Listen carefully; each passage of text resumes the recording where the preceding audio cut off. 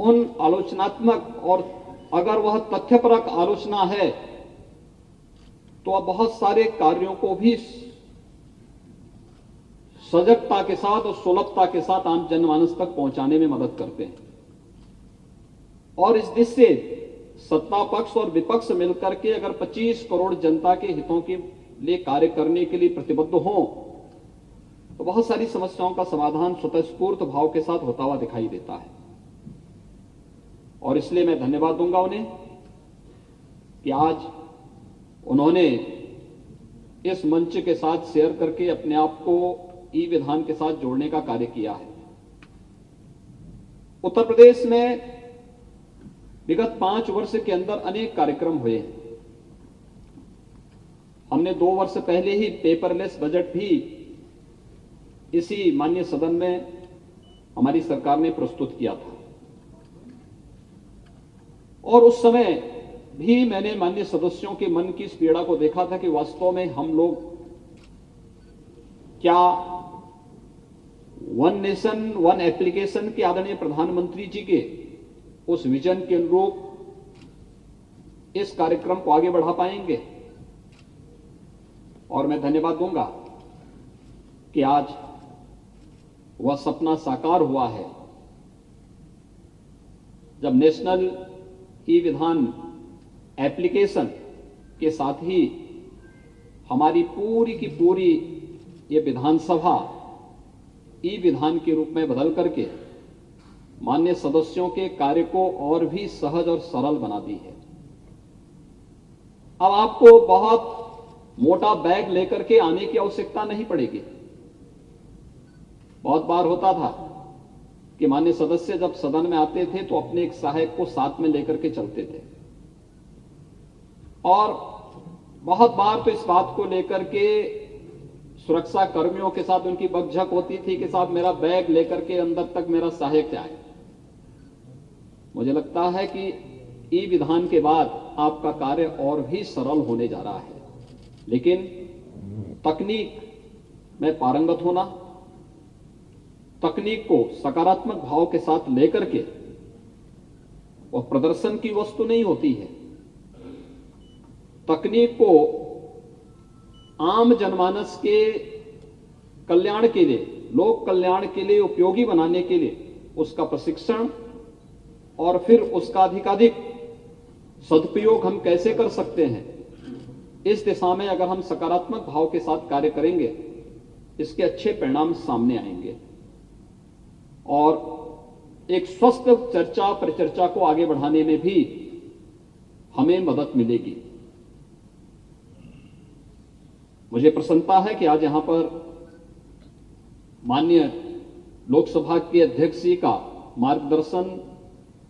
2 वर्ष के बाद फिर से यहां पे प्राप्त हो रहा है। जनवरी 2020 में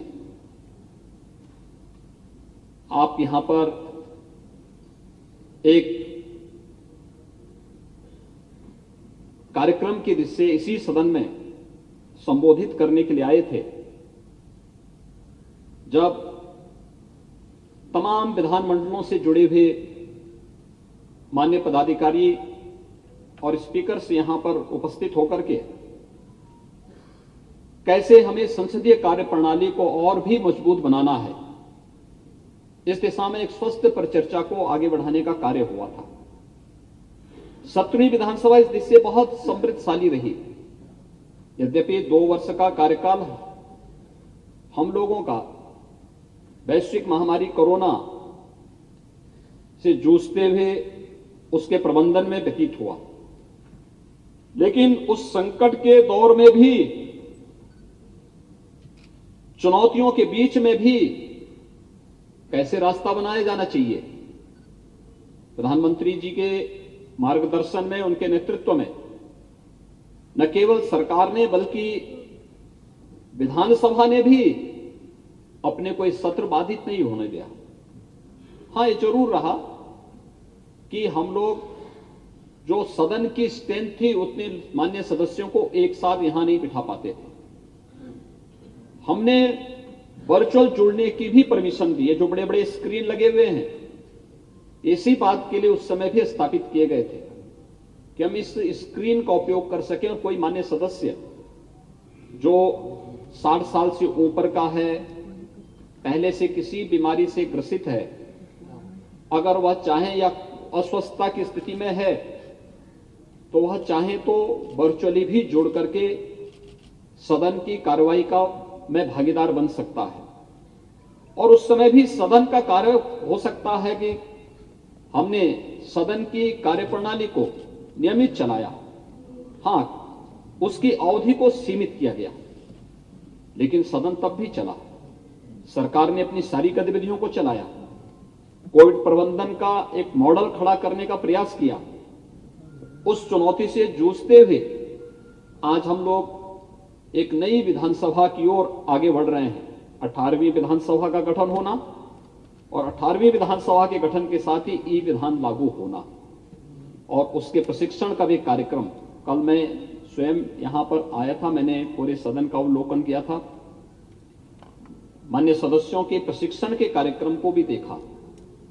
और मैं आप सभी मान्य सदस्यों से भी अपील करूंगा, 128 नए सदस्य आए हैं। पुराने भी मान्य सदस्य बहुत सारे ऐसे होंगे कि जिनको अब तक ये लगता रहा होगा कि हो सकता है कि इसकी प्रशिक्षण की आवश्यकता हमारी नहीं, यद्यपि हमारे ई कैबिनेट पहले से है। हमने ई बजट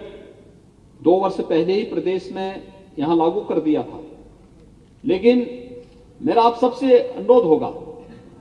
कि हम तकनीक से भागे ना, उसको अंगीकार करें, हां उसका पिछलग्गू भी ना बने। क्योंकि बहुत बार होता यह है कि हम फिर जहां पे पब्लिक से इंटरेक्शन होना है, जनता के बीच में जाना है, फील्ड विजिट हमारे होते रहने चाहिए, क्षेत्र का विजिट होते रहना चाहिए। नहीं तो ऐसा ना हो कि क्षेत्र विजिट के लिए आप भी ये मान लें कि अब हम वर्चुअल ही सबसे संपर्क करके काम चल लेगा। जनता से संवाद के लिए आपको प्रत्यक्ष जाना ही होगा, और नहीं तो वर्चुअली जड़ने की बात तो फिर जनता भी उस समय चुनाव के समय यही कहती है कि आप वर्चुअल ही वोट भी ले लेना। तो वह स्थिति कम से कम विधानसभा के मान्य सदस्यों के साथ नहीं जुड़ सकती है। हम उसके पिछलग्गू न बने, लेकिन हां अपनी सुविधा के लिए, प्रदेश के विकास के लिए और 25 करोड़ लोगों के जीवन में व्यापक परिवर्तन करने के लिए तकनीक का अधिकाधिक उपयोग अगर हम करना प्रारंभ कर देंगे तो कोई कारण नहीं कि उत्तर प्रदेश आज जिस दिशा में बढ़ा है, एक जो नया विश्वास उत्तर प्रदेश की जनता ने आप सब में व्यक्त किया है। उत्तर प्रदेश में जो संभावनाएं हैं और पूरा देश और देश का नेतृत्व उत्तर प्रदेश के अंदर जिन संभावनाओं को देख रहा है, इन संभावनाओं को सभी लोग मिलकर के अच्छे ढंग से आगे बढ़ा करके आदरणीय प्रधानमंत्री जी की मंशा के अनुरूप हम देश की अर्थव्यवस्था में उत्तर प्रदेश की भूमिका को पूरी मजबूती के साथ और सही परिप्रेक्ष्य में लाने में सफल होंगे। प्रशिक्षण के इस कार्यक्रम की अवधि के दौरान आप माननीय सदस्यगण अवश्य इसका प्रशिक्षण लें, सभी माननीय मंत्रीगण भी इसका प्रशिक्षण लें और प्रशिक्षण के साथ जुड़ करके ई विधान का लाभ लें और फिर इसका उपयोग प्रदेश के विकास और प्रदेश की 25 करोड़ जनता के हितों के संवर्धन में हम लोग अवश्य करें। इस विश्वास के साथ मैं माननीय अध्यक्ष लोकसभा जी का यहां पर उनका हृदय से स्वागत करता हूं, अभिनंदन करता हूं। आप सबके इस प्रशिक्षण कार्यक्रम के प्रति और ई विधान के प्रति मैं माननीय विधानसभा के अध्यक्ष जी को हृदय से धन्यवाद देता हूं। आप सभी के प्रति अपनी शुभकामनाएं व्यक्त करता हूं और विश्वास व्यक्त करता हूं कि ई विधान लागू होने के बाद हम इस पूरी विधानसभा को फेज वाइज पेपरलेस बनाने के साथ ही जो हार्ड कॉपी हमारे पास आती थी उस व्यवस्था को धीरे धीरे करके समाप्त करते हुए हम लोग एक समय आएंगे कि हमारा माननीय जनप्रतिनिधि, माननीय विधायक अपने टैबलेट या अपने सारे कार्यक्रमों को ई विधान के माध्यम से ही जोड़ करके उसने अपनी सीट पर बैठा और सबसे अच्छी व्यवस्था यह होगी कि वह अपनी सीट पर आके बैठेगा और वहीं से उसकी सारी गतिविधियां उसके माध्यम से देखने को मिलेंगे। सीट से ही उसको, जो भी माननीय अध्यक्ष जी ने कहा कि अपनी सीट से ही बोलेंगे, तो बहुत सारी चीजें बहुत स्पष्ट होती हुई दिखाई देंगी। मैं 17वीं विधानसभा में भी कहा था और फिर मैं कहूंगा कि संसदीय लोकतंत्र की दृष्टि से हमारी लोकसभा, हमारी संसद एक उत्कृष्ट उदाहरण प्रस्तुत करती है और हमें संसदीय कार्यप्रणाली को आगे बढ़ाने के लिए लोकसभा की कार्य पद्धति को अधिकाधिक उपयोग करना होगा, प्रशिक्षण लेना होगा। मान्य सदस्यों को सदन की, लोकसभा की कार्रवाई कैसे चल रही है, राज्यसभा की कार्रवाई कैसे चलती है, इसको देखना होगा। आवश्यकता पड़ती है तो वहां फिजिकली जाकर के हम लोग देखें कैसे क्वेश्चन आवर में कैसे क्वेश्चन होते हैं, सदस्य, एक मान्य सदस्य कितना अपने प्रश्न पर कितने सप्लीमेंट्री क्वेश्चन पूछ सकता है। प्रश्न एक मान्य सदस्य ने पूछा है, लेकिन अन्य कितने सदस्य उस पर सप्लीमेंट्री पूछने की सुविधा ले सकते हैं, और 1 घंटे के अपने क्वेश्चन आवर को हम कैसे अधिक से अधिक समृद्धशाली बना सकते हैं, इस देश से अधिक मान्य सदस्यों को मौका मिल सके, या किसी भी मुद्दे पर परिचर्चा को आगे बढ़ाने के लिए उसको हम प्रभावशाली तरीके से आगे कैसे बढ़ा सकते हैं, नए सदस्यों को कैसे मौका मिलना चाहिए, इन सभी